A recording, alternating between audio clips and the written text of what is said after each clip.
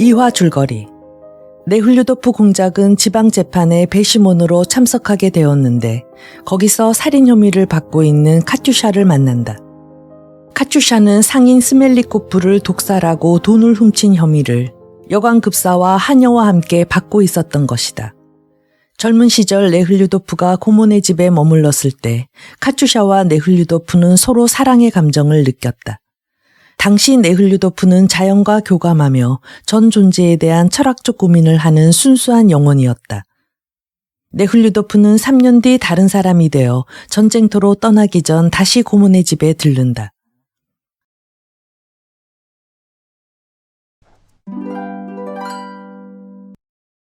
(16) 교회에서 돌아오자 네훌류도프는 고모들과 함께 사순절이 끝나면 베풀게 돼 있는 잔치 음식을 먹고 연대에서 익힌 습관대로 원기를 돋우기 위해 보드카와 포도주를 마시고 난 뒤 자기 방으로 돌아가 옷도 벗지 않은 채 그대로 잠들어 버렸다. 얼마 뒤 문 두드리는 소리에 눈을 떴다. 그 소리로 카투샤임을 안 그는 눈을 비비고 기지개를 켜면서 일어났다.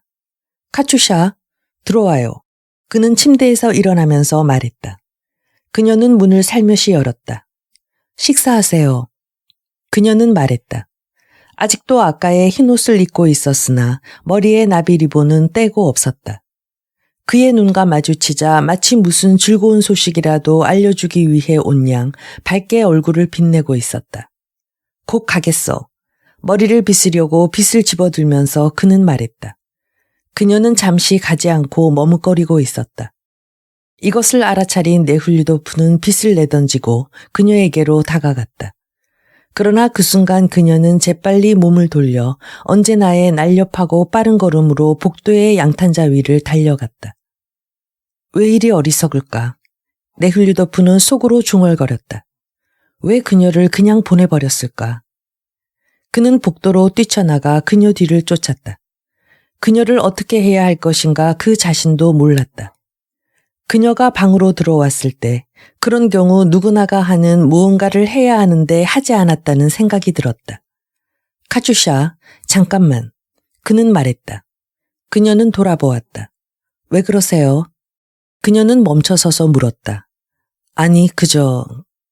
그는 겨우 스스로를 격려하며 이런 경우에 처하는 자기와 같은 입장의 사람들 누구나가 하는 행위를 떠올리면서 카투샤의 허리를 껴안았다. 그녀는 두려운 듯 그의 눈속을 쳐다보았다. 안 돼요, 드미트리 이바노비치. 이러시면 안 돼요. 눈물이 글썽일 정도로 얼굴을 붉게 물들이며 그녀는 말했다. 그리고는 자기의 허리를 안고 있는 그의 손을 자기의 거친 손으로 힘껏 뿌리쳤다. 네훌류도프는 손을 놓았다. 그 순간 어색하고 부끄러움이 느껴질 뿐만 아니라 자기 자신에 대한 혐오감까지 느꼈다. 그때 그는 자기를 믿었어야만 했는데 그 어색하고 부끄러운 감정이 본심에서 솟아나온 자기의 가장 순수한 감정이었다는 것을 깨닫지 못하고 오히려 그것을 어리석은 탓이라 생각하고 자기 외의 다른 사람들과 마찬가지로 자기도 해야 한다고 생각했다. 그는 다시 한번 카투샤에게로 달려가 카투샤를 껴안고 그녀의 목덜미에 키스했다. 그러나 이 키스는 전에 했던 두 번의 키스, 라일락 숲 뒤에서 무의식적으로 했던 키스와 오늘 아침 교회에서 했던 두 번째의 키스와는 전혀 다른 성질의 것이었다. 이번 키스는 무서운 것이었다. 그녀도 그것을 직감했다. 왜 그러시나요? 하고 그녀는 마치 가장 소중하게 아껴오던 것이 이제 다시는 본래대로 되돌아갈 수 없게 깨어져 버리고 만 것처럼 외치더니 그의 곁을 떠나 달려가 버렸다. 그는 식당으로 들어갔다. 성장을 한 고모들과 의사와 이웃집의 부인이 전체 요리를 늘어놓은 식탁 옆에 서 있었다. 모든 건 평상시와 다름이 없었지만 그의 마음속에서는 격렬한 폭풍이 일고 있었다. 그는 자기에게 누가 말을 걸어와도 무슨 말인지 알아듣지 못하고 엉뚱한 대답을 할 뿐이었다.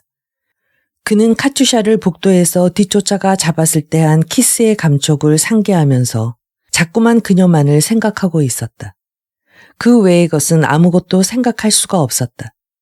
카투샤가 식당으로 들어왔을 때 그는 그녀 쪽을 돌아보지 않아도 그녀의 전 존재를 온몸으로 느끼고 있었으며 동시에 그녀에게 눈길을 돌리지 않도록 무던히 애써야 했다.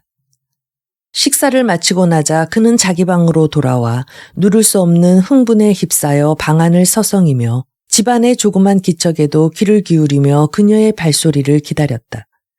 그의 마음속에 도사리고 있던 동물적 자아가 눈을 뜨고 일어나 그가 처음 이 집에 왔을 때와 오늘 아침 교회에서까지도 가지고 있었던 정신적 자아는 완전히 굴복당하고 말았다. 이제는 무서운 동물적 자아만이 그의 마음속에 굳게 자리 잡고 있었다. 이날 그는 줄곧 그녀의 동정을 살피고 있었으나 좀처럼 그녀와 단둘이 있을 기회를 잡지 못했다. 어쩌면 그녀 쪽에서 자기를 피하고 있는지도 몰랐다. 그러나 저녁녘에 의사가 묻게 되어 그의 잠자리를 마련해 주기 위해 그녀는 네훌류도프가 쓰고 있는 방의 옆방으로 가지 않으면 안 되게 되었다.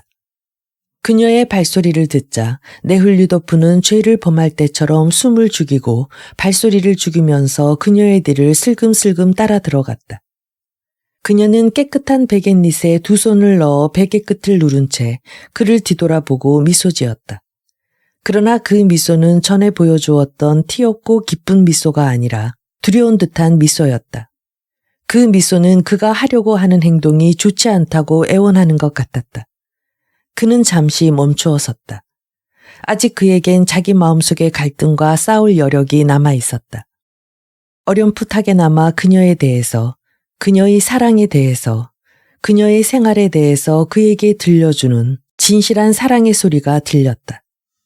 그러나 또 다른 목소리가 그에게 이렇게 속삭였다. 어물어물하다가는 너의 무처럼의 쾌락을, 너의 행복을 놓쳐버리고 말 것이다. 그리고 이 두 번째 목소리가 첫째 번 목소리를 눌러버렸다. 그는 더 이상 주저하지 않고 그녀에게로 다가갔다. 견뎌낼 수 없는 동물적인 욕구가 그를 사로잡은 것이다. 네훌류도프는 그녀를 힘껏 끌어안은 채 침대 위에 앉히고 그리고 아직 무엇인가 남아있다는 것을 느끼면서 자기도 그녀 옆에 앉았다. 드미트리 이바노비치, 제발 이러지 말아주세요.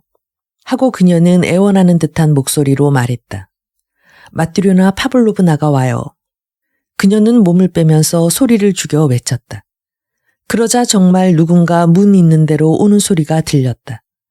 그럼 오늘 밤에 내 방에 가겠어. 하고 네훌류도프는 말했다. 어머나, 무슨 말씀을? 안 돼요. 절대로. 하고 그녀는 입으로는 이렇게 외쳤으나 그녀의 당황한 설레이는 몸은 그와 다른 것을 말하고 있었다. 문 앞으로 다가온 것은 정말 마트료나 파블로브나였다.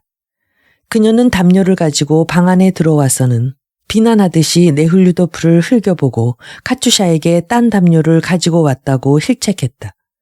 네훌류도프는 말없이 방을 나왔다. 그는 수치스럽게 여겨지지 않았다. 마트료나 파블로브나의 표정으로 그는 자기를 그녀가 비난하고 있다는 것과 그 비난이 당연하다는 것, 그리고 자기가 하고자 하는 짓이 좋지 않다는 것을 잘 알고 있었다. 그러나 카투샤에 대한 이제까지의 순결한 사랑에서 벗어난 동물적인 욕구는 그의 온몸과 마음을 뒤흔들고 그를 완전히 지배하여 그 이외의 것은 하나도 요청하지 않았다. 그는 이 욕구를 만족시키기 위해 무엇을 해야 할 필요가 있음을 알고 있었다. 그리하여 이것을 실행할 수 있는 방법을 궁리했다. 초저녁부터 쭉 그는 마음을 안정시키지 못하고 안절부절 못하며 고모들 방에 갔다가 자기 방으로 돌아오고 다시 나가 바깥 계단으로 가보기도 하며 어떻게 해서든 카투샤와 단둘이 만날 수 있는 기회를 잡을 수 있도록 이리저리 궁리하였다. 그러나 그녀는 그를 피하고 있었고 그는 그녀를 놓치지 않으려고 그녀에게서 한시도 눈을 떼지 않았다. 17. 이제 초저녁은 지나 밤이 찾아들었다. 의사는 자기 침실로 들어갔다. 고모들도 자러들 갔다. 네훌류도프는 마트료나 파블로브나가 지금쯤 고모들 침실에 가 있을 것이므로 하녀방에는 카투샤가 혼자 있다는 것을 알고 있었다. 다시 현관 앞 계단으로 나갔다. 뜰은 어둡고 축축했으나 따뜻했다. 뽀얀 안개는 봄 기운에 녹아드는 잔설과 그 눈에서 녹아 떨어지는 눈 때문에 더욱 널리 뜰 가득히 퍼져 있었다. 저택 앞에서 100걸음가량 떨어져 있는 낭떠러지 밑으로 흐르는 강에서는 이상한 소리가 들려왔다. 얼음이 깨지는 소리였다. 네흘류도프는 계단을 내려가 무릉덩이를 피해가듯 꽁꽁 얼어붙은 눈을 밟으면서 하녀의 방으로 갔다. 그의 가슴은 그의 귀에도 들릴 만큼 격렬하게 요동쳤고 호흡은 끊어졌다가 다시 무거운 숨이 되어 입 밖으로 터져나왔다. 하녀의 방에는 조그마한 등불이 켜져 있었다. 카츄샤는 탁자 앞에 앉아 뭔가 깊은 생각에 잠겨 물끄러미 자기 앞쪽을 보고 있었다. 네흘류도프는 가만히 서서 오랫동안 그녀를 지켜보았다. 아무도 보고 있지 않다고 여겼을 때 그녀가 혼자 무엇을 하는지 알고 싶었기 때문이다. 잠시 동안 그렇게 앉아있던 카츄샤는 이윽고 고개를 돌려 살짝 미소 짓는가 싶더니 이내 자신을 나무라듯 고개를 흔들고는 이번에는 몸의 위치를 바꾸고는 두 손을 털썩 탁자 위에 얹고 또다시 자기 바로 앞쪽을 물끄러미 바라보기 시작했다. 그는 선체로 그녀를 바라보고 있었다. 그러나 한편으로 자기 가슴 속의 설레임과 강가에서 울려오는 이상스러운 소리에 자기도 모르게 귀를 기울이고 있었다. 저편 안개에 덮인 강가에서는 무엇인지 지금도 쉬지 않고 작업이 꾸준히 계속되고 있었다. 무엇인지 콧긴 같은 소리가 들리기도 하고 갈라지기도 하고 부서지기도 하는 소리가 나는가 하면 얼음장이 유리 같은 날카로운 소리를 내기도 했다. 그는 마음속의 갈등으로 어쩔 줄 몰라 하고 있는 생각에 잠긴 듯한 카츄샤의 얼굴을 바라보면서 잠시 더 서 있었다. 그러자 그녀가 측은하게 여겨졌다. 그러나 그러한 카츄샤에 대한 연민의 정도, 오히려 자기의 욕망을 더욱 부채질해 줄 뿐이었다. 이윽고 그는 욕망의 포로가 되어버리고 말았다. 그는 창문을 가볍게 두드렸다. 마치 갑자기 전류에 닿은 양 몸을 꿈틀하며 카츄샤는 온몸을 떨었다. 그녀의 얼굴에 공포의 빛이 떠올랐다. 그녀는 갑자기 벌떡 일어나더니 창문으로 다가가 자기의 얼굴을 유리문에 갖다 댔다. 그리고 두 손으로 말의 눈 가리개처럼 눈가에 대고 그를 알아보았을 때도 그녀의 공포의 빛은 여전히 얼굴에서 지워지지 않았다. 그녀의 얼굴은 몹시 심각해 보였다. 그녀의 이런 표정을 한 얼굴을 네흘류도프는 여태까지 한 번도 본 적이 없었다. 그가 그녀를 보고 웃어 보이자 카츄샤도 비로소 그에게 미소 지어 보였다. 그러나 이것은 다만 그를 따라 웃은 것뿐이지 마음속에 있는 진정한 그녀의 미소는 아니었다. 그것은 공포였다. 그는 밖으로 나오라고 카츄샤에게 손짓해 보였다. 그러나 그녀는 아니요, 나가지 않겠어요. 라고 말하는 듯 고개를 흔들면서 그대로 창가에 서 있었다. 그는 다시 한번 유리창에 얼굴을 가까이 갖다 대고는 나오라고 부르려 했다. 그러나 이때 그녀는 방문 쪽을 뒤돌아보았다. 누군가가 부르고 있는 모양이었다. 네흘류도프는 창문에서 걸음을 옮겼다. 안개가 짙게 깔려 있어 대여섯 발짝 물러서니 벌써 창문은 보이지 않고 다만 거뭇거뭇한 커다란 덩어리 속에서 꽤 커다란 빨간 등불이 불그레한 빛을 밖으로 번져 보내고 있었다. 강 쪽에서는 아직도 콧긴 같은 소리며 뭔가 갈라지는 소리며 얼음이 깨지는 듯한 소리가 들려오고 있었다. 별로 떨어져 있지 않은 뜰 안의 안개 속에서 수탉이 한 마리 요란스레 울어대자 주변의 닭들이 따라 울고 멀리 떨어져 있는 마을에서도 서로 번갈아가며 혹은 동시에 목청을 돋우어 울어대는 소리가 들려왔다. 강가에서 들리는 나직한 소리 말고는 주위는 고요했다.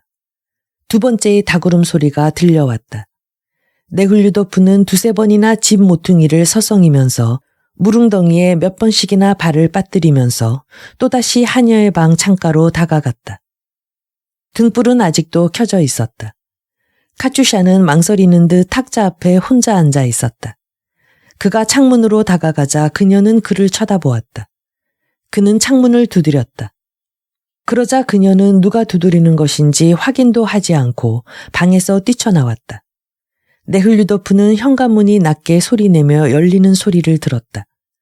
그는 그녀가 현관문 앞에서 나오기를 기다리고 있다가 아무 말 없이 와락 그녀를 껴안았다. 그녀도 그에게 몸을 맡기고 얼굴을 들어 그의 키스를 받았다. 그들은 현관 모퉁이에 젖지 않은 땅 위에 서 있었다. 네훌류도프의 온몸은 충족되지 않은 욕망의 불길로 가득 차 있었다. 갑자기 아까와 같은 낮은 소리를 내면서 현관문이 열리더니 마트료나 파블로브나의 성난 목소리가 들렸다. 카츄샤. 그녀는 네훌류도프에게서 떨어져 하녀 방으로 들어갔다. 안에서 열쇠 잠그는 새소리가 들려왔다. 그런 뒤에는 모든 것이 지죽은 듯 조용해지고 창문의 빨간 등불도 꺼지고 안개와 강 쪽에서의 소음만이 정적 속에 남았다. 네훌류도프는 창가로 다가갔다. 그러나 아무의 모습도 보이지 않았다. 창문을 두드려 보았으나 아무도 대답하지 않았다. 네훌류도프는 현관 층계를 지나 자기 방으로 돌아왔다. 그러나 도저히 잠을 이룰 수가 없었다. 그는 구두를 벗고 맨발로 마트료나 파블로브나의 방 옆에 있는 카츄샤의 방문을 향해 발 뒤꿈치를 들고 조용히 복도를 따라 걸어갔다. 그는 우선 마트료나 파블로브나의 나직한 숨소리를 확인한 뒤에 들어가려고 했으나 이때 갑자기 그녀가 기침을 하며 침대 위에서 삐걱거리며 돌아눕는 소리가 들렸다. 그는 그대로 숨소리를 죽이고 5분가량 서 있었다. 이윽고 주위가 다시 잠잠해지고 다시 고른 숨결 소리가 들려오자 그는 삐걱거리는 소리도 나지 않는 마룻바닥을 소리 안 나게 디디려 발 뒤꿈치를 든 채 앞으로 걸어나가 그녀의 방문 앞으로 갔다. 아무 소리도 들리지 않았다.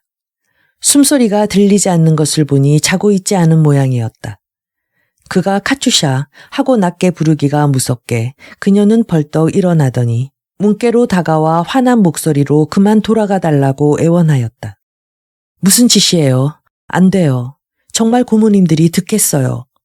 그녀는 이렇게 말하고 싶었으나 그녀의 온몸은 난 이제 모두가 다 당신 것이에요. 라고 말하고 있었다. 그것을 네훌류도프는 알 수 있었다. 자, 잠깐만 열어줘. 부탁이야. 하고 그는 되풀이 의미 없이 말했다. 그녀는 말없이 있었다. 이윽고 열쇠를 더듬는 소리가 들렸다. 열쇠 소리가 찰칵 울렸다. 그는 열려진 문틈으로 해서 방 안으로 들어갔다. 그는 그녀를 붙잡았다. 그리고 거의 속옷바람으로 양팔을 내보이고 있는 카츄샤를 안아 올리자 그대로 밖으로 나왔다. 아, 왜 이러세요? 하고 그녀는 속삭였다. 그러나 네훌류도프는 그녀의 이런 말은 들은 채도 않고 자기 방으로 안고 갔다. 안 돼요. 놔주세요. 하고 그녀는 말하고 있었으나 몸은 네훌류도프에게 바싹 달라붙어 있었다. 카츄샤가 자기 말에 아무 대답도 하지 않고 바들바들 온몸을 떨면서 말없이 방을 나가고 나자 그는 바깥 현관문으로 나와 조금 전의 일의 의미를 알아내려고 애쓰면서 서 있었다. 밖은 이제 밝아져 오고 있었다. 아래쪽 강가에서의 얼음 갈라지는 소리, 유리가 마찰되는 소리, 거친 숨소리는 더욱 크게 들리고 거기에 물 흘러내리는 소리가 한데 어우러져 들렸다. 안개가 서서히 땅 아래로 흩어지기 시작하자 떠오른 초승달이 무엇인지 검고 무서운 것을 우물하게 비춰주면서 안개의 장막 뒤에서 서서히 나오고 있었다. 도대체 어떻게 된 일인가? 내게 일어난 이 일은 커다란 행복일까? 아니면 불행일까? 하고 그는 자문했다. 언제나 마찬가지겠지. 누구든지 이렇겠지. 하고 그는 스스로에게 말하고 다시 침실로 갔다. 18. 이튿날 화려한 차림새를 한 유쾌한 샘버그가 네훌류도프를 만나기 위해 고모네 집에 왔다. 그는 세련된 태도와 부드러움, 명랑하고 대범함, 특히 네훌류도프에 대한 자신의 우정 등으로 해서 완전히 고모들의 마음에 들었다. 그의 대범스러운 성격은 고모들의 마음에 들었으나 너무 지나칠 정도여서 종종 고모들을 의아스럽게 만들었다. 가끔 동냥을 하러 오는 장린거지에게 1루블리나 주는가 하면 하인들에게도 팁으로 15루블리나 줄 뿐 아니라 소피아 이바노브나의 애견인 슈제뜨가가 그의 앞에서 다리를 다쳐 피를 흘리자 그 개에게 손수 붕대를 감아주겠다고 나서서는 아무 주저함이 없이 가장자리에 술을 놓은 고급 무명 손수건을 찢어 그곳으로 슈제뜨가를 위해 붕대를 만들어 주었다. 소피아 이바노브나는 그런 손수건이 한 다스에 15루블리 이상 한다는 것을 알고 있었다. 고모들은 아직껏 이런 사람을 한 번도 본 적이 없었다. 더욱이 샘보크에게 도저히 갚을 가망이 없는 20만 루블리의 빚이 있다는 것은 전혀 알지 못했다. 이 20만 루블리에 청산할 수 없는 액수에 비해 15루블리의 돈쯤 늘건 줄건 그에게는 문제되지 않았다. 샘보크는 단 하루 묵고 이튿날 밤 네흘류도프와 함께 집을 떠나갔다. 연대로 돌아가야 할 시일이 임박해 왔기 때문에 더 이상 고모네 집에 머물 수가 없었다. 이 고모네 집에서의 마지막 하루는 어젯밤이 기억에 너무도 생생하게 남겨져 있었으므로 네흘류도프의 마음속에서는 두 개의 서로 다른 감정이 맞붙어 대립하고 있었다. 하나는 기대했던 만큼의 큰 충족을 얻지는 못했으나 그를 정욕에 사로잡히게 했던 동물적 애욕에 대한 회상이고, 또 하나는 왠지 몹시 좋지 않은 일을 저질렀다는 느낌으로 이에 대해 보상을 해야만 하고, 그것도 그녀를 위해서가 아닌 자기를 위해서 할 필요가 있다는 의식이었다. 그는 자기가 빠져있는 발광적인 이기주의 속에서 자기 일만을 생각했다. 그는 카츄샤에게 행한 행위를 세상 사람들이 알면 얼마나 자기를 비난할 것인가 하는 것만을 생각했지. 그녀가 어떤 마음의 고통을 견디고 있으며 또 앞으로 어떻게 될 것인가에 대해선 전혀 생각하지 않았다. 그는 샘보크가 자기와 카츄샤와의 관계를 눈치챘으리라고 생각했다. 그리고 그의 이러한 생각은 그의 자존심을 만족시켜 주었다. 이제야 자네가 갑자기 고모들을 좋아하고 일주일씩이나 머물러 있던 이유를 알겠네. 샘보크는 카츄샤를 한번 보자 이렇게 말했다. 역시 내가 자네였더라도 떠나지 않았을 거야. 정말 탐나는 아가씨야. 네흘류도프는 이렇게도 생각하고 있었다. 그녀와의 사랑을 맘먹은 만큼 즐기지 못하고 이렇게 떠나버리는 게 못내 아쉬웠지만, 그러나 분명히 오래 계속될 것 같지 않은 그녀와의 관계는 일찌감치 끊어버리는 것이 좋다고 생각했다. 그리고 그는 카츄샤에게 돈을 줄 필요성을 느꼈다. 그러나 그의 그런 생각은 그녀를 위해서나 또는 앞으로 그녀 신상에 돈이 필요해질지도 모른다는 이유에서가 아니었다. 세상 사람들이 당연한 듯이 다들 그렇게 하기 때문이었다. 만일 그녀를 자기 뜻대로 다룬 다음 그에 대한 아무런 대가도 보상해주지 않은 것을 사람들이 안다면 분명히 자기를 불성실한 인간이라고 할 것이기 때문이었다. 그래서 그는 자기와 상대의 주의에 알맞다고 생각되는 돈을 그녀에게 주었다. 떠나는 날 저녁 식사를 마친 뒤 그는 현관에서 그녀를 기다렸다. 카츄샤는 그를 보자 얼굴을 빨갛게 물들이면서 열려져 있는 하녀의 방문을 눈으로 가리키고 그의 곁을 지나가려 했다. 그러나 그는 그녀를 불러 세웠다. 작별 인사를 하고 싶었어. 하고 그는 100루블리짜리 지폐 한 장이 들어있는 봉투를 접어주면서 말했다. 이건 나의... 그녀는 그의 말뜻을 깨닫자 눈살을 찌푸리고 고개를 흔들면서 그의 손을 뿌리쳤다. 아니, 받아줘. 하고 그는 중얼거리듯이 말하고는 그녀의 품속에 봉투를 밀어넣어 주었다. 그리고는 마치 무엇에 대익이라도 한 양 얼굴을 찌푸리고 신음소리를 내면서 자기 방으로 달려갔다. 그런 뒤 그는 한참 동안 방 안에서 서성거렸다. 그리고 그날 밤의 일을 생각해내고는 육체적 아픔을 느끼고 몸을 가누지 못하고 신음소리를 내기도 했다. 그렇다고 어떻게 해야 된단 말인가. 언제나 이렇게 끝이 나게 마련이다. 샘보크의 말을 들으면 자기와 여자 가정교사와의 사이에도 그랬고, 그리샤 삼촌도 그러했었고, 아버지 역시 시골에서 살 때 그곳 처녀와 관계하여 밑쟁가라는 사생아를 낳게 했는데 모두들 탈없이 잘 살고 있지 않은가. 모두들 그렇게 하고 있다. 굳이 나만 나쁘다고 여길 이유가 없지 않은가. 그는 스스로에게 이런 식으로 타일러 보았으나 도무지 위안이 되지 않았다. 그날 밤의 회상은 그의 양심을 태워버리듯 고통스러웠다. 가장 깊은 마음속으로도 자신의 행위가 아주 추악하고 비열하고 잔혹하다는 것, 그리고 자기의 이러한 행위의 의식 때문에 남을 탓할 수 있기는커녕 사람들의 눈을 똑바로 쳐다볼 수조차 없다는 것을 자신이 잘 알고 있었다.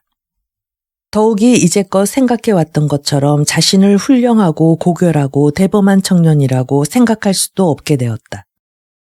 그러나 명랑하고 즐거운 생활을 앞으로 계속해 나가기 위해서는 자기를 그러한 인간이라고 생각해야만 했다. 그러기 위한 단 한 가지 수단, 그것은 그 일을 생각하지 않는 일이었다.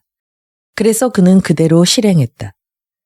그가 하게 된 군대 생활, 새로운 환경, 동료들, 전쟁이 이것을 도와주었다. 그래서 그는 날이 갈수록 그 일을 잊어버렸고 나중에는 완전히 잊어버렸다. 단 한 번 전쟁이 끝난 뒤 그녀를 만나보고 싶은 생각에 고모네 집에 들른 적이 있었다. 이미 거기에 카투샤는 없었다. 그가 출정한 지 얼마 되지 않아 아이를 낳기 위해 집을 나가 어디에선지 아이를 낳긴 했으나 고모들이 들은 소문에 의할 것 같으면 완전히 타락해버렸다고 했다. 이 말을 들은 네훌류도프의 가슴은 아픔으로 미어지는 듯했다. 그날 밤부터 날수를 따져보니 그녀가 낳은 아이가 자기의 것인 듯도 했으나 그렇다고 무조건 자기의 아이라고 믿을 수는 없었다. 고모들은 그녀가 타락한 것은 본래 자기 어머니를 닮은 타고난 바람기 때문이라고 했다.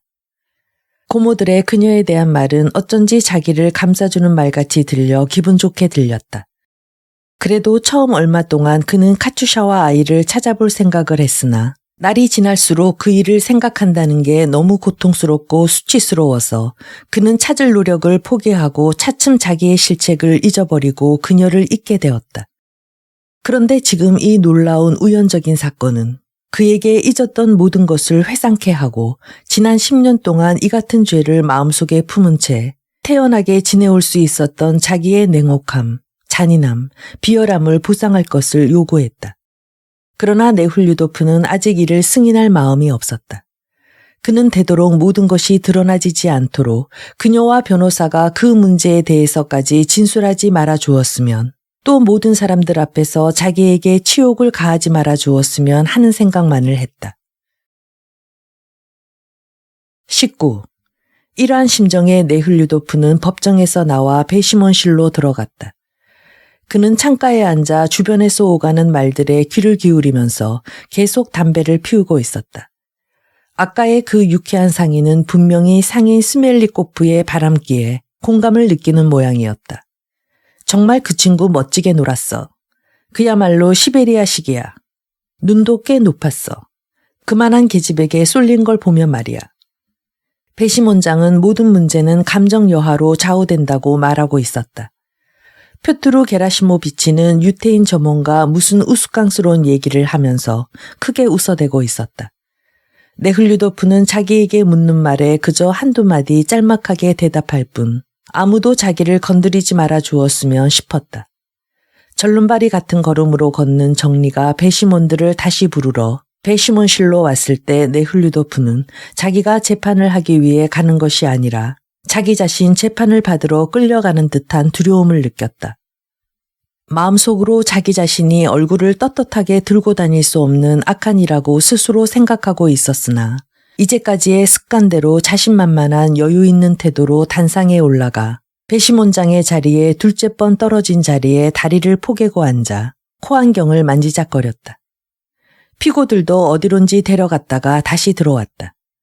법정에는 새로운 증인들의 얼굴이 보였다. 네훌류도프는 마슬로바가 비단과 빌로도의 옷을 화려하게 차려입은 한 어느 뚱뚱한 부인에게서 도저히 눈길을 뗄 수가 없는 듯 그곳에 자주 시선을 보내는 것을 알아차렸다.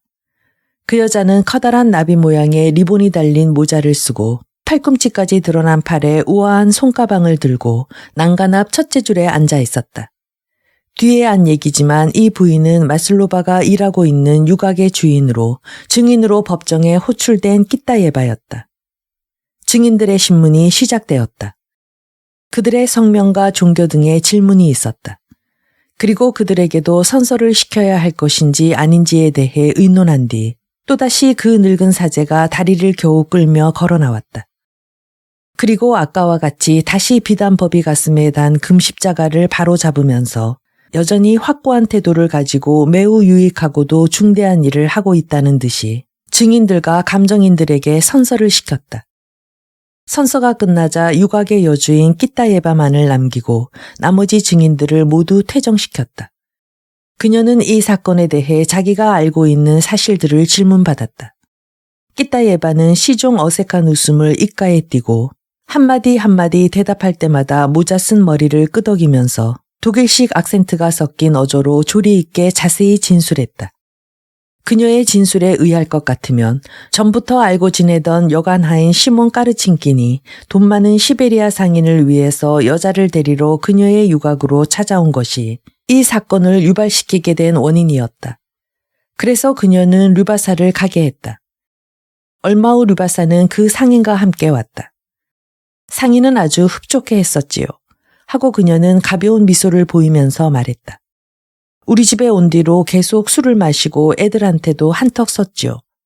그러나 그분은 돈이 다 떨어진 걸 알고 자기가 반한 이 르바사를 자기가 묵는 여간방으로 심부름 보냈던 겁니다. 하고 피고 쪽을 보면서 그녀는 말했다.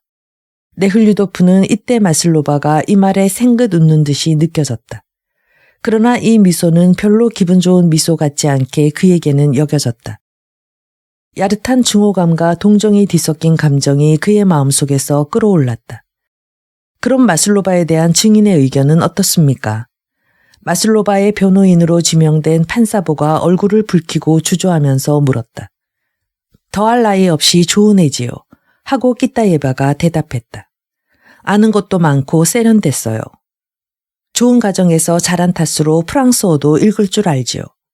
종종 지나치게 가음하는 습관이 있습니다만 그렇다고 해서 정신을 잃는다거나 하는 일은 한 번도 없었습니다. 정말 좋은 아이지요. 주인 여자의 얼굴을 바라보고 있던 카츄샤는 문득 배심원 쪽으로 눈길을 돌리더니 네훌류도프의 얼굴 위에 그 시선을 멈췄다.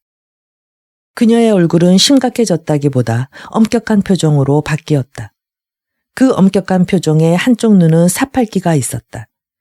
그녀의 두 눈은 이상하게도 꽤 오랫동안 네훌류도프를 바라보고 있었다. 그는 갑자기 두려워졌으나 그녀의 빛나는 흰자위 위에 사팔기 있는 눈에서부터 자신의 시선을 뗄 수가 없었다. 얼음 깨지는 소리와 안개와 특히 새벽녘에 떠오른 초승달이 무엇인지 거뭇거뭇하게 무서운 것을 비춰주던 그날 밤 일이 뚜렷하게 되살아났다. 그러나 짓궂게도 사전 심리는 오래 걸렸다. 증인들과 감정인들의 개별적인 신문이 끝나고 거만스런 표정의 검사보와 변호인들의 아무 소용도 없을 질문이 끝나자 재판장과 배심원들에게 증거물을 검사하도록 했다. 그 증거물이란 것은 꽤나 굵은 둘째 손가락에 끼었던 것 같은 큰 꽃무늬 모양의 다이아 반지와 독소를 분석한 시험관이었다. 이 물건들은 봉인되어 조그만 딱지가 붙어 있었다. 배심원들이 그 물건을 검사하려 했을 때 검사보가 다시 일어나서 증거물을 검사하기 전에 의사의 검시 보고를 낭독할 것을 요구하였다. 되도록 빨리 사건을 처리하고 그 스위스 여자에게로 가고 싶은 재판장은 그런 서류의 낭독은 사람들을 지루하게만 하고 식사 시간을 더 늦추게 할 뿐이라는 것을 알고 있었다. 또 검사보가 그 낭독을 요구하는 것은 그럴 권리를 그가 가지고 있음을 인식시키는 데 불과하다는 것도 잘 알고 있었다. 그러나 거절할 수는 없었으므로 승낙하였다. 서기는 서류를 끄집어내서 예의 L과 R 발음에 분명치 않은 맥빠진 목소리로 읽기 시작했다. 외부 검시 결과는 다음과 같다. 1. 벨라폰트 스멜리코프의 신장은 6피트 5인치. 꽤나 큰 사람이었군. 하고 옆에 앉은 상인이 네훌류도프에게 속삭였다. 2. 그 외모로 연령은 40세가량 되어 보임. 3. 시체는 부어 있었음. 4. 피부빛은 온통 푸르고 여기저기에 반점이 있었음. 5. 피부 표면에는 군데군데 크고 작은 여러 개의 물집이 있었고 이 중 여러 곳이 터져서 커다란 헝겊 조각이 달려있는 것처럼 보였음. 6. 머리칼은 갈색에 숱이 많으며 손으로 만지니 쉽사리 빠졌음. 7. 눈은 눈구멍에서 튀어나오고 각막은 흐려 있었음. 8. 콧구멍 2기 입 안으로부터 혈장성 점액이 흘러나오고 입은 반쯤 벌려 있었음. 9. 얼굴과 흉부가 부어올라 얼굴을 거의 분간할 수 없었음. 등등. 이렇게 4페이지에 걸쳐 27항목으로 나누어진 이 거리에서의 방탕 끝에 비참한 죽음을 맞아 부어올라 썩어가는 차마 보기조차도 두려운 키 크고 뚱뚱한 상인의 끔찍한 시체에 관한 외부 검시 보고가 있었다. 네흘류도프가 막연히 가지고 있던 혐오감은 이 검시 보고의 낭독으로 더욱 짙어졌다. 카츄샤의 생활도, 콧구멍에서 흘러나왔다는 장액도, 앙공에서 튀어나온 눈알도, 그녀에 대한 상인의 행동도 모두 같은 종류의 것이라고 여겨져서 그는 지금 사방이 그런 것으로 둘러싸여지고 삼켜지는 것처럼 여겨졌다.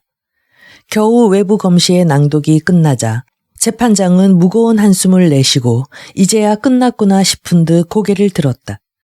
그러나 서기는 뒤이어 내부 검시에 대한 보고를 낭독했다. 그러자 재판장은 다시 고개를 숙이고 한 손으로 턱을 괴더니 눈을 감았다.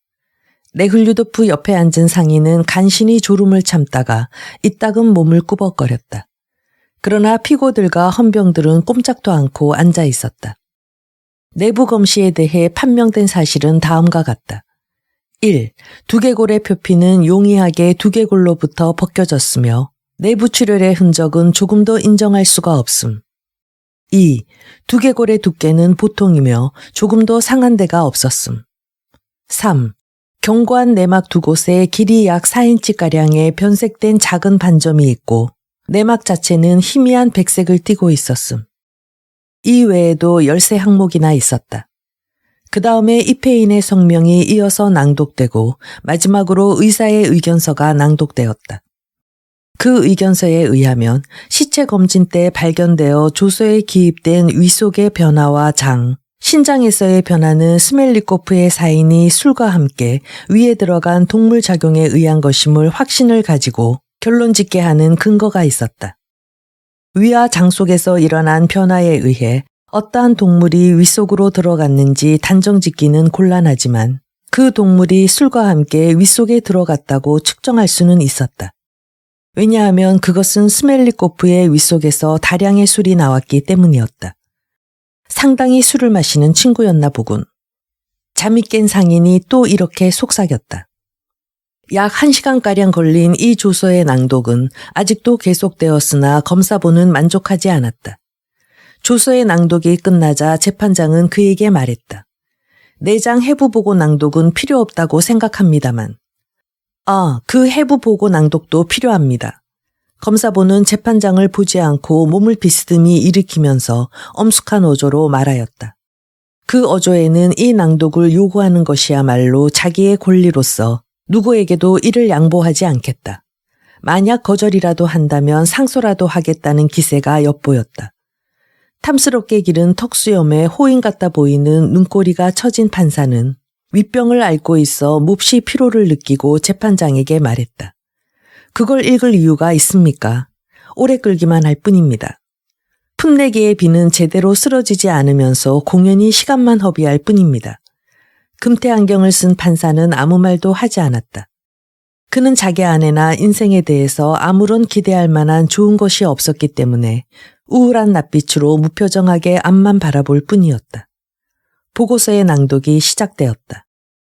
1880X년 2월 15일 아래에 서명한 분가는 의무국 의촉 제638호에 의하여 하고 서기는 모든 사람을 괴롭히고 있는 졸음을 쫓아버리기라도 하려는 듯 더욱 언성을 높여 또박또박 읽기 시작했다. 검시간보의 입회하에 실시된 내장 검사의 결과는 아래와 같다. 1. 오른쪽 폐와 심장 6파운드들이 유리병에 들어있음. 2. 위의 내용물 6파운드들이 유리병에 들어있음. 3. 위장 6파운드 유리병에 들어있음. 4. 간장, 비장, 신장 3파운드들이 유리병에 각각 들어있음. 5. 장 6파운드들이 유리병에 들어있음. 이 보고서의 낭독이 시작되자 재판장은 배석 판사 한 사람에게로 몸을 굽혀 무슨 말인가를 속삭이고 다른 한 사람에게 역시 속삭여 동의를 얻자 여기서 낭독을 중단시켰다. 법정은 이 보고서의 낭독이 필요 없음을 인정합니다. 하고 그는 검사보에게 말했다. 서기는 낭독을 그치고 서류를 챙겼다. 검사보는 화가 난 듯 무엇인가 써놓기 시작했다. 배심원 여러분, 증거물을 보시기 바랍니다. 하고 재판장은 말했다. 배심원장과 일부 배심원들은 일어서서 자기의 두 손을 어디다 어떻게 움직이면 좋을지 모르는 듯한 태도로 테이블 곁으로 다가가서 순서대로 반지며 유리병이며 시험관 등을 돌아보았다. 상인은 반지를 자기 손가락에 끼워 보기까지 했다. 손가락이 꽤나 굵었던 모양이군 하고 그는 제자리로 돌아오면서 말했다. 굵은 오이만 하더군 그래. 마치 독살당한 상인을 옛날 얘기에 나오는 무슨 호골인 듯이 상상하고 이에 큰 흥미를 느끼고 있는 듯이 말했다. 20일. 증거물을 돌아보고 나자 재판장은 심리가 끝났다는 것을 선포하고 속히 끝내고 싶은 생각에서 곧 검사의 논고를 재촉했다. 검사장은 검사보도 역시 인간일 테니 담배도 피우고 싶고 식사도 하고 싶을 게고 또 여러 사람의 심정을 이해해 주리라 생각했던 것이다. 그러나 검사보는 자기 자신에게도 남에게도 아량을 베풀지 않았다. 검사보는 천성적으로 우둔한 데다 불행하게도 금메달을 받고 중학을 졸업했고 대학에서는 로마법에 있어서의 용의권에 관한 논문으로 상을 받기도 하여 아주 득이양양해하고 자기 자신 스스로 만족해하고 있었다. 여자들에게 인기 있다는 것이 더욱 그것에 부채질을 했다. 그 결과 그는 이제 어찌할 수 없는 어리석은 사람이 되어버렸다. 그는 논고에 대해 요청받자 금실로 수놓은 법복에 의젓한 몸짓을 보이면서 천천히 일어나더니 두 손을 테이블 위에 얹고 약간 고개를 기울여 피고들의 시선을 외면하면서 법정을 한번 둘러본 뒤 논고를 시작했다. 배심원 여러분, 지금 여러분 앞에 제출된 이 사건은 하고 그는 기소장과 보고서가 낭독되는 동안에 준비하였던 자기의 논고를 읽기 시작하였다. 제가 생각하건대 이것은 매우 특이한 범죄라고 봅니다. 검사보의 논고는 그의 의견대로 한다면 이미 이름을 떨친 여러 변호사들이 했던 명변론과 마찬가지로 큰 사회적 의의를 띄어야만 했다. 그러나 방청석에는 재봉사와 하녀와 시몬의 여동생, 이렇게 여자셋과 마부가 한 사람 있을 뿐이었으나 그런 것은 문제되지 않았다. 특히 검사보가 염두에 두고 있는 것은 언제나 자기 지위의 정점에 선다는 것, 다시 말해 범죄 발생의 심리적인 의의를 깊숙이 추구하여 사회의 해독을 적발해내는 데 있었다.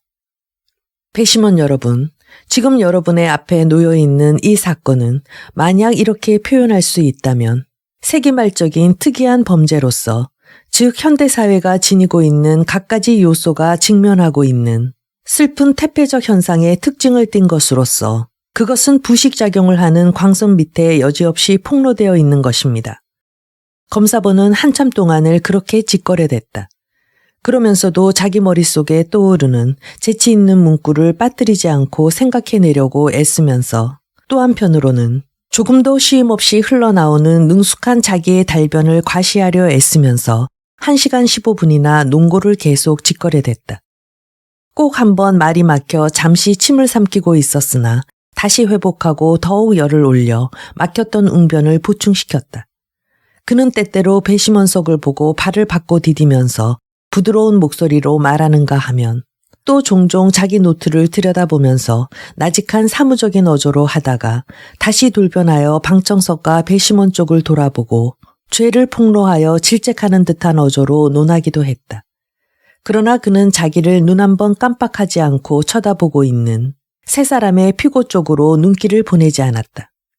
그의 논고의 내용 속에는 그 당시 법조계에서 유행하고 있었고 받아들여졌을 뿐만 아니라 오늘날에도 학문의 지식의 정리로서 인정되고 있는 용어가 모두 들어 있었다. 그의 말에서는 유전에 대해서도 선천적 범죄성에 대해서도 범죄학자 롬브로조도 있거니와 타르두도 있었고 진화론도 생존 경쟁도 체면술도 암시도 샤르고도 데카탕도 튀어나왔다. 검사보의 판정에 의할 것 같으면 상인 스멜리코프는 도량이 넓은 순수한 러시아인의 전형으로서 남을 의심할 줄 모르는 너그러운 성질로 인하여 타락해버린 패들의 소나기 속에 빠져 그들의 희생이 되었다는 것이다.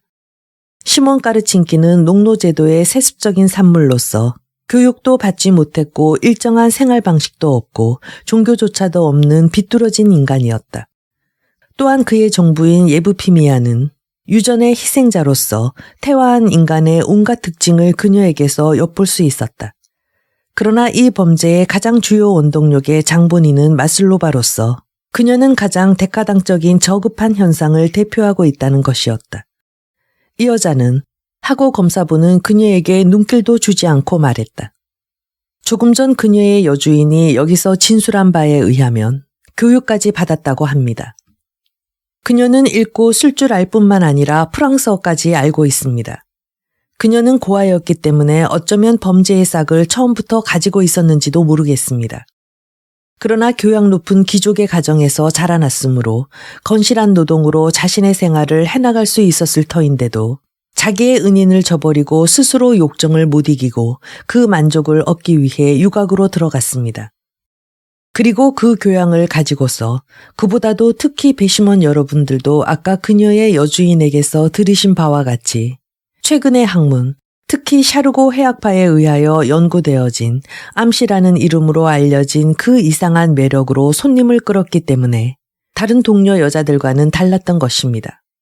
그녀는 이러한 방법으로 러시아 민화 중의 호골 샤드코처럼 선량하고 남을 신뢰하는 돈 많은 손님을 농락하여 그의 신뢰를 얻은 것을 기화로 처음에는 돈을 훔치려고 했던 것이 나중에는 무참하게 생명을 빼앗기까지 했던 것입니다.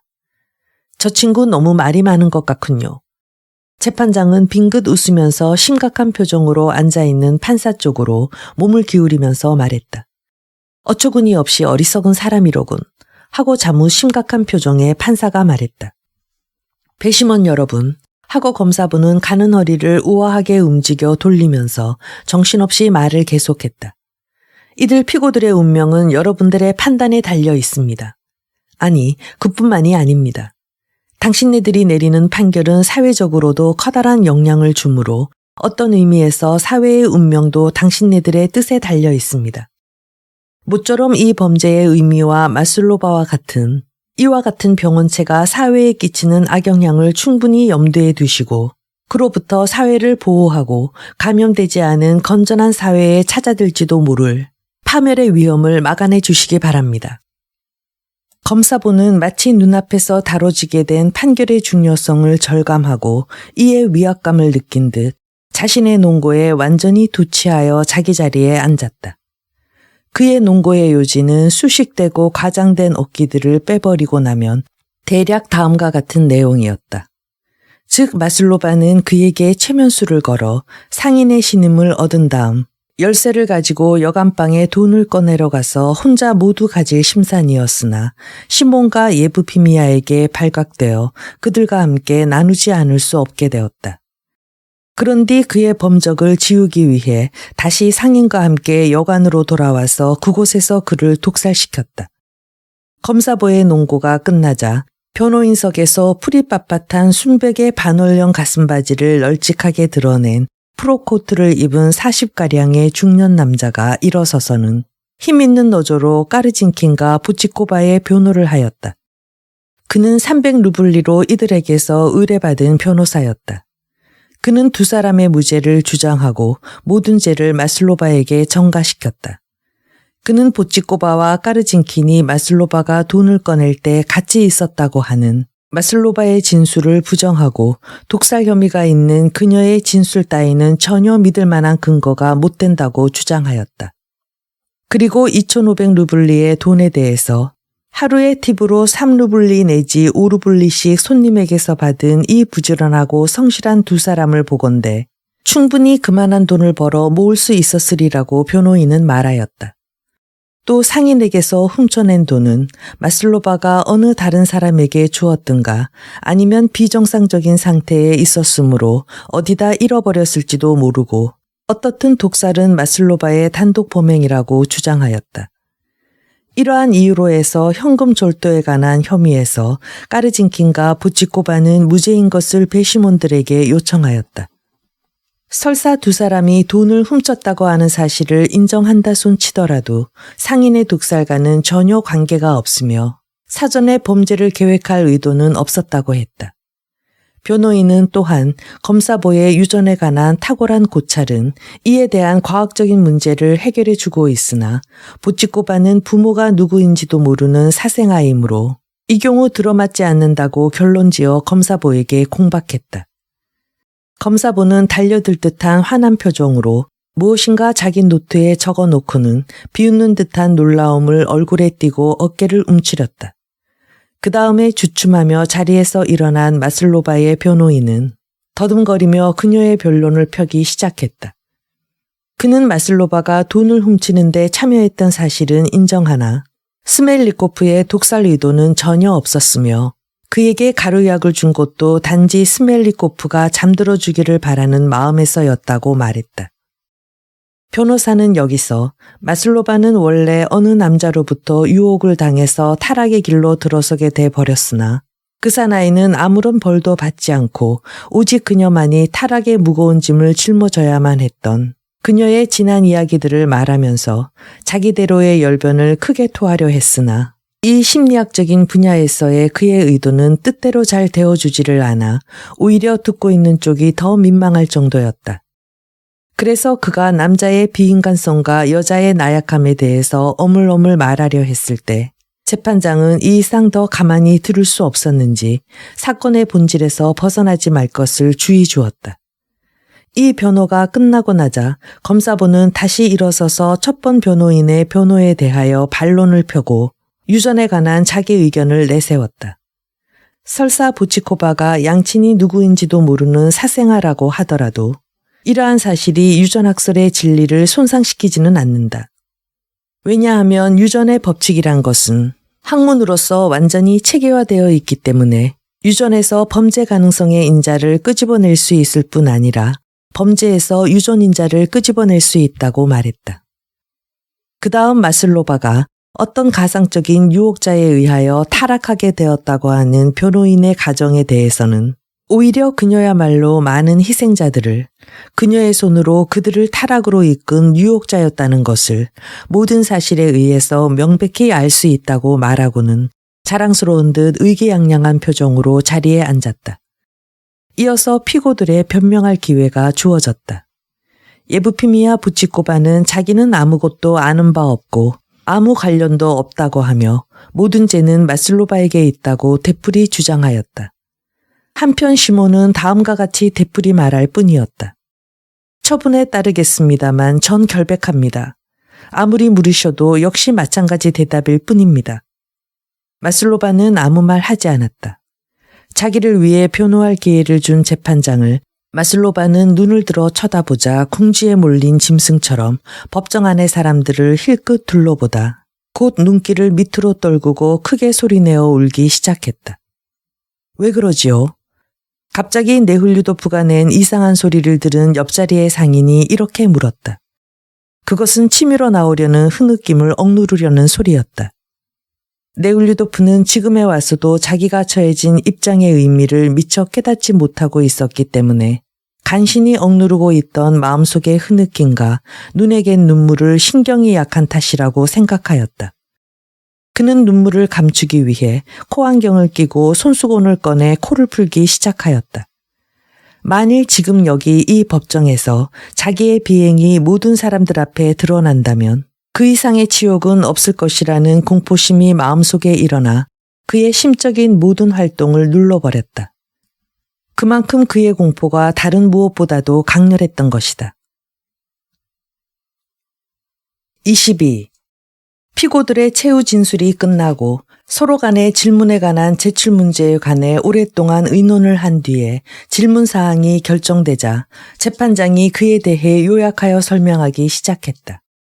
재판장은 사건 설명을 하기에 앞서 배심원들에게 강도는 역시 강도이고 절도는 역시 절도라는 것, 또 밀폐된 곳에서의 약탈은 역시 밀폐된 곳에서의 약탈이며 그렇게 밀폐되지 않은 곳에서의 약탈은 밀폐되지 않은 곳에서의 약탈이라는 것을 부드럽고 흔쾌한 어조로 꽤 오랜 시간 동안 설명해 주었다.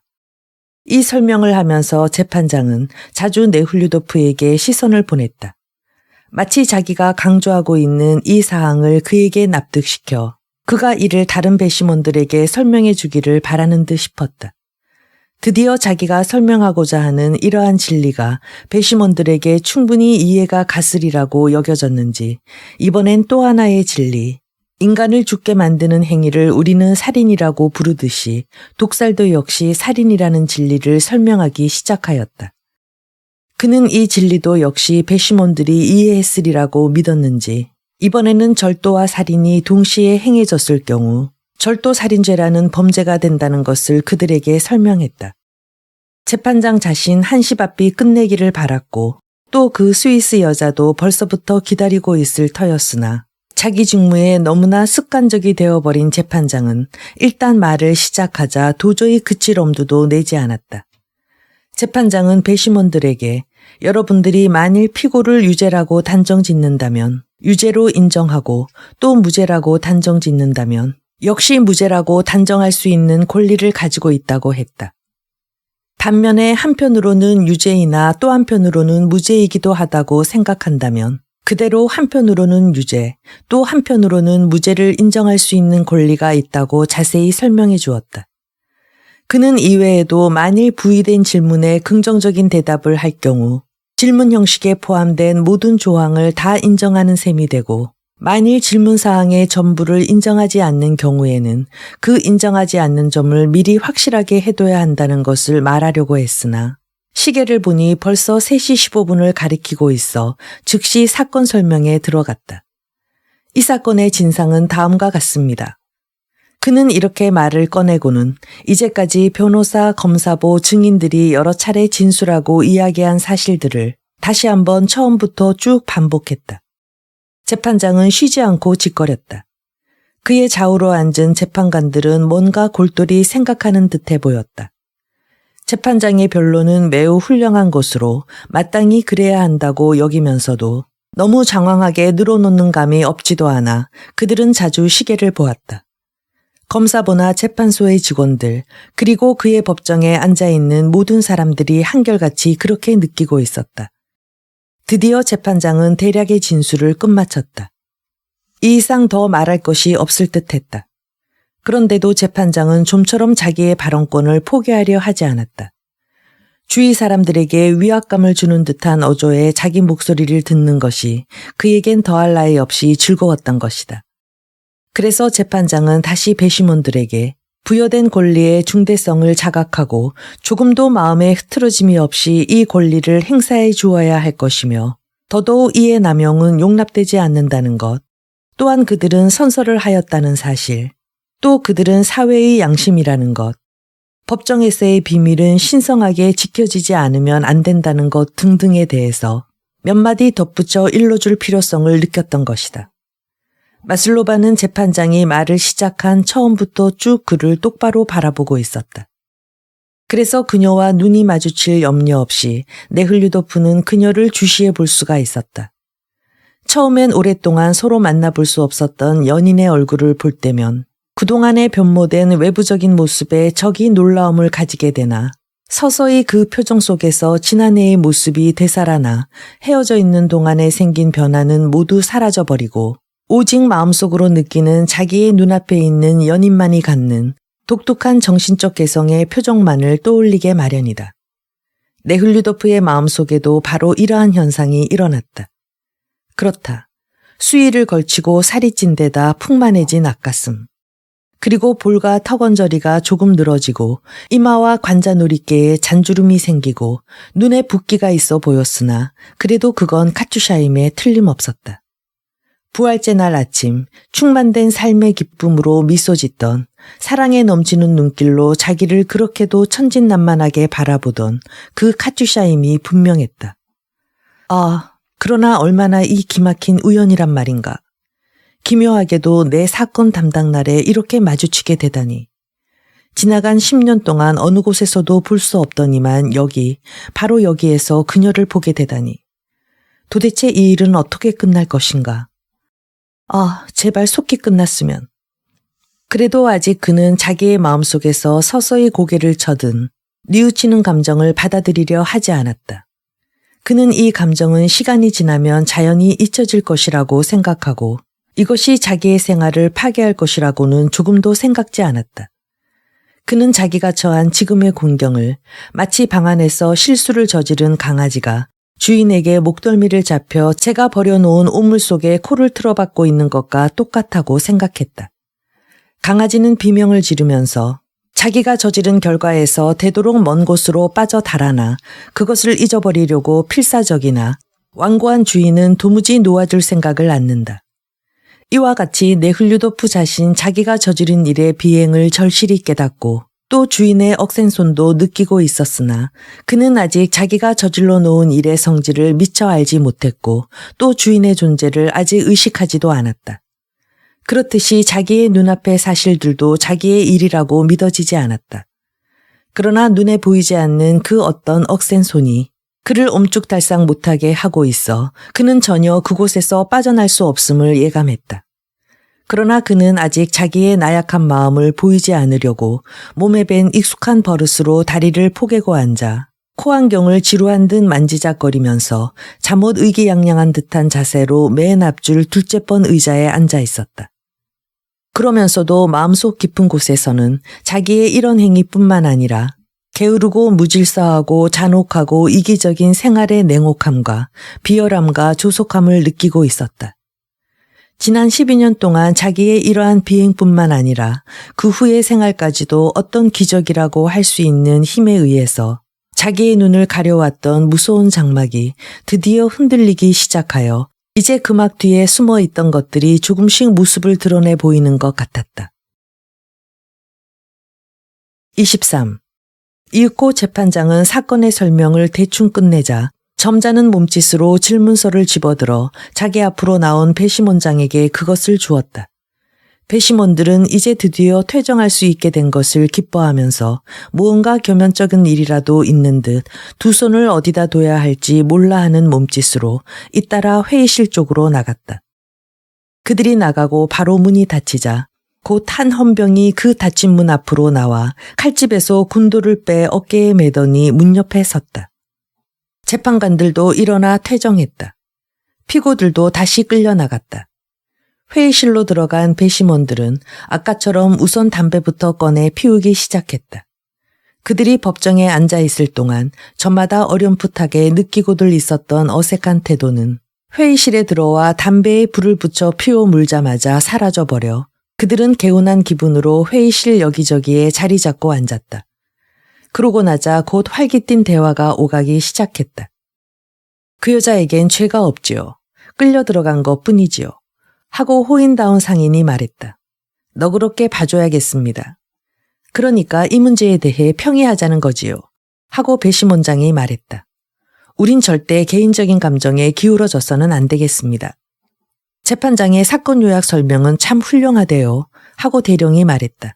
정말 훌륭했습니다. 난 그만 졸 뻔했지만. 가장 문제시 되는 것은 만일 마슬로바가 공모하지 않았다면 여간 하인들이 돈의 소재를 알 수가 없다는 점입니다. 하고 유대인 점원이 말했다. 그럼 당신은 그녀가 돈을 훔쳤다는 얘기입니까? 배심원 하나가 물었다. 난 결코 그렇게는 생각지 않습니다. 사람 좋아 보이는 상인이 외쳤다. 모든 건 다 저 빨간 눈을 가진 하녀의 짓이죠. 모두 다 그런 족속들이야. 대령이 말했다. 하지만 그 여자는 자긴 방에 들어가지 않았다고 하지 않았습니까? 그럼 당신은 그 여자 말을 더 믿는군요. 난 그런 여자의 말은 쉽사리 믿어지지 않습니다. 그러나 당신이 믿지 않는다는 것만으로는 이유가 될 수 없습니다. 하고 점원이 말했다. 열쇠는 그녀가 가지고 있었으니까요. 가지고 있었다고 해서 그게 문제되는 건 아닙니다. 하고 상인이 대꾸했다. 그럼 그 반지는? 그것은 그녀가 말하지 않았소. 하고 상인이 내뱉었다. 그 상인은 성질이 거친 데다 취해 있어서 그녀를 때린 겁니다. 그런데 의뢰 그렇듯이 불쌍해지자 우는 걸 달래려고 반지를 준 것일 겁니다. 아무튼 키가 거의 2m나 되고 몸무게가 130kg나 되는 거인이라니까요. 그게 무슨 상관입니까? 하고 표트루 게라시모비치가 말을 가로채 답했다. 무엇보다도 이 사건을 꾸미고 저지르게 만든 것이 그 여자냐 아니면 하녀냐 하는 문제죠. 하녀 혼자 했다는 가능성은 희박합니다. 열쇠를 가지고 있었던 건 그 여자였으니까요. 쓸데없는 말들이 한참 오갔다. 자, 그럼 여러분들 하고 배심원장이 말했다. 테이블로 오셔서 심의하도록 합시다. 어서. 의장석에 앉으면서 그는 말했다. 그런 여자들은 모두가 다 지저분해요. 점원은 이렇게 말하면서 마슬로바가 주범이라는 자기의 의견을 증명하기 위해 그런 류의 어느 여자가 거리에서 자기 친구의 시계를 훔쳤었다는 이야기를 했다. 이를 계기로 대령은 은제 사모바르를 도둑 맞은 자기의 더욱 그럴듯한 이야기를 끄집어냈다. 그럼 여러분, 질문사항에 대해서 심의를 부탁합니다. 하고 배심원장은 연필로 테이블을 가볍게 두드리면서 말했다. 침묵이 흘렀다. 질문사항은 다음과 같았다. 1. 크라피벤스키 군 보르키 마을의 농민 시민 페트로프 까르진키는 1880X년 1월 17일 상인 스멜리코프의 돈을 절취할 의도로 그에게 독이 든 술을 마시게 하여 죽게 하고 그로부터 현금 약 2,500루블리와 다이아 반지를 훔친 데 대해서 이를 유죄로 인정하는가? 2. 평민 예부피미아 이바노브나 부치코바는 첫째 질문사항에 적힌 범죄사항에 대해 유죄인가? 3. 평민 예카제리나 미하일로바 마슬로바는 첫째 질문사항에 적힌 범죄사항에 대해 유죄인가? 4. 피고 예부피미아 부치코바가 첫째 질문사항에 적힌 사항에 대해 유죄라 인정한다면 1880X년 1월 17일 NC의 마브리타니아 여관에서 일하면서 그 여관의 숙박객인 상인 스멜리코프의 방에 있던 잠겨진 여행 가방에서 자기가 가지고 간 다른 열쇠로 2,500루블리를 훔쳐간 사실에 대해서 아무 죄가 없는가? 배심원장이 첫째 번의 질문사항을 읽었다. 여러분, 어떻게 생각하십니까? 이 물음에 대한 답이 즉시 나왔다. 그들 모두가 독살과 절도에 그가 가담했다고 인정하여 유죄라고 하는데 찬성하였다. 단지 늙은 협동조합원 한 사람만이 그를 유죄로 인정하는데 동의하지 않았다. 그는 어느 질문사항에도 변론을 하기만 했다.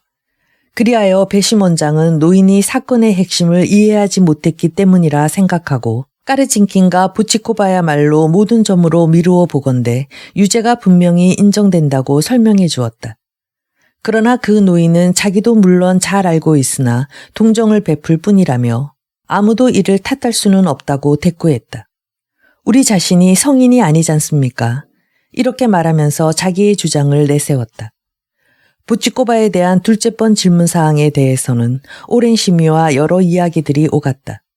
그리하여 결국 무죄로 의견이 합해졌다. 그녀가 독살에 가담했다는 이렇다 할 근거가 없을 뿐더러 이 점을 특히 그녀의 변호사가 강조했었기 때문이다. 상인은 마슬로바를 변호하고 나서며 부치코바야말로 이번 사건을 도맡은 주모자라고 주장했다. 많은 배심원들도 그의 이런 사실에 찬의를 표했으나 배심원장은 공정하게 해결하기 위해서는 그녀가 독살에 가담했다는 근거가 없는 한 이를 인정할 이유가 없다고 주장했다. 긴 협의 끝에 결국 배심원장의 의견대로 따르게 되었다. 부치코바에 관한 네 번째 질문사항에 대해서는 유죄라는 결정이 내려졌다. 협동조합의 노인의 의견에 따라서 단 정상을 참작한다는 단서가 붙여졌다. 마슬로바에 대한 세 번째 질문은 문제가 심각했다. 배심원장은 그녀가 상인의 독살에도 절도에도 가담하여 유죄라고 주장했는데 그의 이 주장에 상인은 반대 의사를 표명했으며 대령과 점원 등 협동조합원은 이에 동의했다. 그 밖에 배심원들은 마음을 결정짓지 못하는 듯 싶었다. 그러나 곧 배심원장의 주장 쪽으로 기울어졌다. 그것은 모두들 지쳐버린 끝에 한시바삐 일을 끝내기 위해 자기들이 이곳에서 빨리 벗어날 수 있는 의견 쪽으로 쏠려버렸기 때문이었다. 법정 심의에 나타난 모든 점으로 보거나 또한 자신이 알고 있는 마슬로바의 성품으로 추측컨대 네훌류도프는 그녀가 독살에도 절도에도 무죄임을 확신하고 있었다. 그래서 누구나 다 이 사실을 인정할 줄 알았으나 상인의 졸렬한 변호, 더욱이 마슬로바의 육체가 마음에 든다는 것을 전제로 한 변호와 이러한 마음을 알아챈 배심원장의 반대 의견, 더욱이 배심원들의 피로 때문에 유죄 쪽으로 결정되어지는 것을 보고 그는 반론을 제기하려 했다. 그러나 왠지 마슬로바를 변호한다는 게 두려웠다. 그곳의 사람들이 곧 자기와 그녀와의 사이를 눈치챌 것만 같았다. 그러나 이대로 묵과할 수는 없으며 반론을 제기하지 않으면 안 된다고 생각하고 있었다.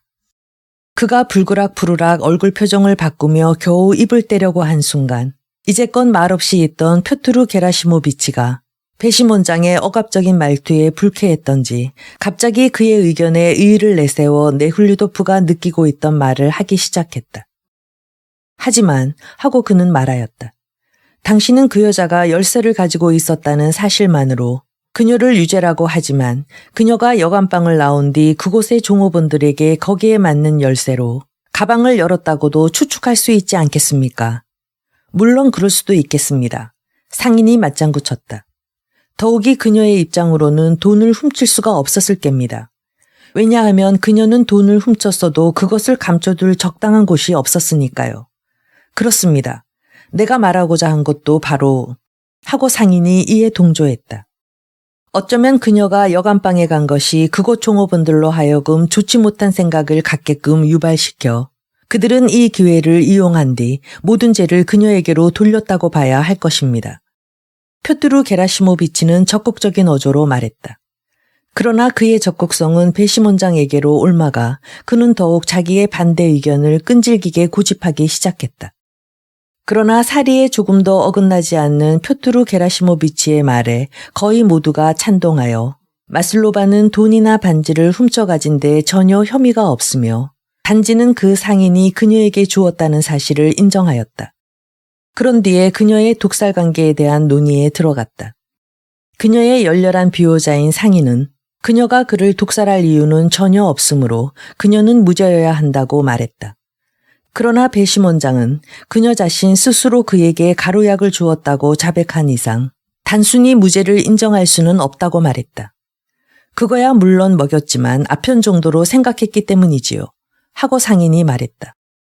아편도 사람의 생명을 빼앗을 수 있습니다. 하고 사건의 핵심에서 벗어나기 잘하는 대령이 대꾸했다. 그리고 이를 기화로 처남의 아내가 자살할 생각으로 아편을 마셨으나 마침 근처에 의사가 있어 응급치료를 하여 겨우 생명을 건질 수 있었다는 이야기를 꺼냈다. 대령의 하는 말이 정말 그럴듯하고 자신에 차 있는 데다 위험까지 있었으므로 아무도 이야기를 그치게 할 용기를 내지 못했다.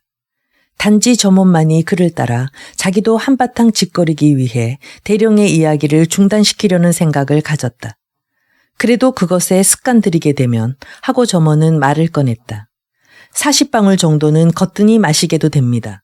내 조카애를 든다 해도. 그러나 대령은 자기의 말을 중단시키게 그냥 두지 않았다. 그는 처남의 아내가 겪은 아편의 여러 가지 부작용에 대해서 계속 떠들어댔다. 아, 벌써 4시가 지났군요, 여러분. 배심원장이 말했다. 마슬로바는 유죄로 인정하나 절도할 의도는 갖지 않았으므로 돈이나 반지를 훔치지 않았다. 이렇게 할까요? 표트루 게라시모비치는 자기의 승리에 잠옷 흡족하여 이에 찬성했다. 그러나 정상 참작을 해야 합니다. 하고 상인이 덧붙였다. 모두 이에 찬성했다. 다만 협동조합원만이 무죄를 주장했다. 결국엔 마찬가지 아니겠습니까? 하고 배심원장이 설명했다. 절취의 의도가 없었고 군품도 훔치지 않았다면 결국 무죄가 아니겠어요? 거기다 정상 참작을 하면 나머지 문제는 자연 처리되겠지요. 상인이 유쾌하게 말했다. 모두들 피로하고 흥분하고 있었기 때문에 답신서에 독약은 주었으나 살해할 의도는 없었다라는 단서를 덧붙이는 것을 아무도 관심에 두지 않았다. 네훌류도프 역시 몹시 흥분해 있었기 때문에 미처 그 생각을 못했다. 프랑스 작가 라블레가 쓴 글 중에 이런 것이 있다. 어느 법률가가 재판을 청탁받고는 갖은 법률 조문의 예를 지적하면서 무의미하기만 한 라틴어 법률서를 20여 페이지나 낭독한 다음에 소송자들에게 주사위를 던지게 해서 짝수가 나오면 원고가 이기고 홀수가 나오면 피고가 옳다고 했다. 이 경우도 그것과 조금도 다름이 없었다.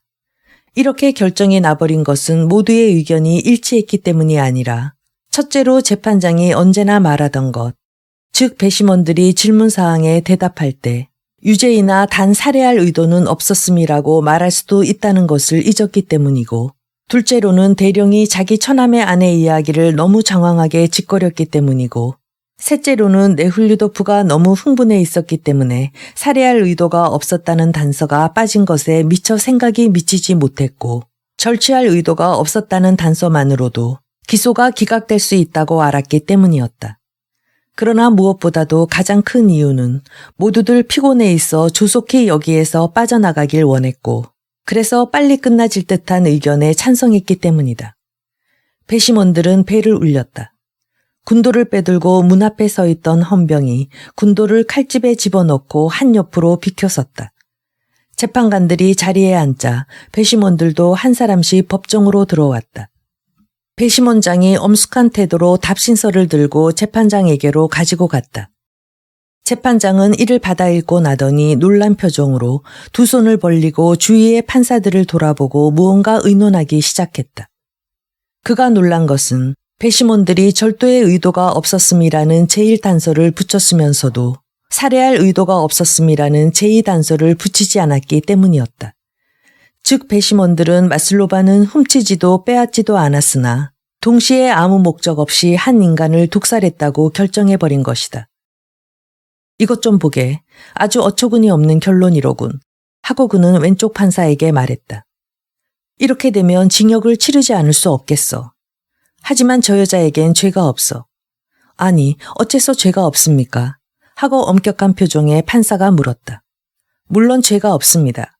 그런데 이 경우는 제818조에 해당한다고 생각되는군요. 제818조에는 재판관이 유죄 판결을 부당하다고 봤을 경우 배심원의 결정을 파기할 수 있다고 규정되어 있었다. 어떻게 생각하십니까? 재판장은 호인다운 판사를 돌아보았다. 호인다운 판사는 얼른 대답하지 않고 자기 앞에 놓인 서류에 적힌 번호를 보고 그 숫자를 더해보았다. 셋으로 나누어 보았다. 나누어지면 찬성하려고 했는데 나누어 떨어지지 않았다. 그러나 워낙 호인인지라 그는 찬성해버렸다. 그게 타당하겠지요. 하고 그는 대답했다. 그럼 당신 생각은? 재판장은 화가 난 판사에게로 얼굴을 돌리며 물었다. 결코 찬성할 수 없습니다. 하고 그는 단호하게 대꾸했다. 그렇잖아도 신문에서 배심원들이 범죄자를 옹호한다고 비난하는 판인데 만일 재판관이 무죄를 선언한다면 그들은 이제 무슨 소리를 짓거려 될지 모릅니다. 나는 절대로 반대입니다. 재판장은 시계를 보았다. 안 됐지만 어쩔 수가 없군. 이렇게 말하고 재판장은 답신서를 낭독하도록 배심원장에게 주었다. 모두들 일어섰다. 배심원장은 번갈아 발을 받고 디디며 기침을 하고는 질문사항과 답신서를 낭독했다. 서기도, 변호인도, 아니 검사부조차 관계자 전원이 모두 놀란 표정을 띄었다. 피고들은 답신서의 뜻을 알지 못하는 양 무표정하게들 앉아 있었다. 모두들 다시 자리에 앉자 재판장은 어떠한 형벌을 적용시켜 주어야 할지 검사부에게 물었다. 검사부는 마슬로바에 대한 자기 예상 이상의 성공에 흡족해하면서 이를 단지 자기의 훌륭한 열변 때문이라고 생각하고 앞의 서류들을 훑어본 후 엉거주춤 일어서서 말했다. 시몬 까르진키는 형법 제1452조 및 제1453조 제4항, 예부피미아 보치코바는 형법 제1659조, 예까제리나 마슬로바는 형법 제1454조에 의하여 각각 적용된 형을 받게 될 것입니다. 이것은 예상했던 범위 내에서는 가장 무거운 형벌이었다. 법정은 판결문 작성을 위해 잠시 휴정을 선언하겠습니다. 재판장은 일어서면서 말했다. 모두들 일어섰다. 훌륭한 임무를 해냈다는 마음 흐뭇한 기분을 느끼면서 퇴정하는 사람도 있고 법정 안을 이리저리 서성이는 사람들도 더러 눈에 띄었다.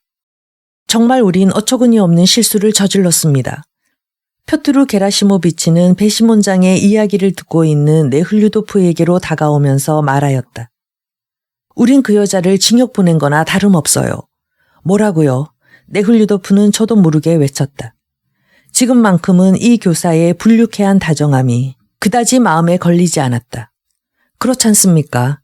우린 유죄나 살해할 의도가 없었음이라는 단서를 답신서에 붙이는 걸 잊었거든요. 지금 서기한테서 들은 얘기로는 검사는 그녀에게 15년의 유형을 구형할 작정이랍니다. 하지만 그건 여러분들이 결정한 거니까요. 배심원장이 말했다. 표트루 게라시모비치는 돈을 훔칠 생각을 갖지 않았던 그녀가 사람을 살해할 의도는 가질 수 없다는 건 명백한 사실이라고 떠들어댔다. 그래서 저는 배심원 씨를 나올 때 답신서를 읽어주었습니다. 하고 배심원장은 변명을 했다. 그땐 아무도 이 일을 나타내지 않았습니다. 그때 난 방에 없었습니다. 표트루 게라시모비치가 말했다. 그런데 당신은 어째서 그걸 몰랐었나요? 난 전혀 생각지도 못했지요. 하고 네흘류도프는 말했다. 생각지도 못했다고요. 하지만 다시 정정할 수 있겠지요. 네훌류도프는 말했다. 아니, 안 될 겁니다. 이미 끝나버린 거니까. 네훌류도프는 피고들을 보았다. 이미 운명이 결정된 그들은 헌병들의 감시 아래 나무 울타리 안에 움직이지 않고 앉아 있었다. 마슬로바는 무엇 때문인지 웃음을 띠고 있었다. 순간 네훌류도프의 마음속에 언짢은 감정이 치솟았다. 여태까지 그는 그녀가 무죄로 석방이 되어 이 거리에 다시 머물러 지낼 것을 예상하고 앞으로 그녀에 대해 어떤 태도를 취하면 좋을지 주저하고 있었다. 확실히 그것은 그에겐 거추장스러운 일이었다. 그런데 시베리아 유형은 그녀와 연결된 모든 가능성을 끊어버렸다. 이제 채 숨이 끊어지지 않은 새가 주머니 속에서 가늘게 퍼득거리지도 못하고 그렇다고 자기의 존재를 상기시키지도 않게 된 것이다.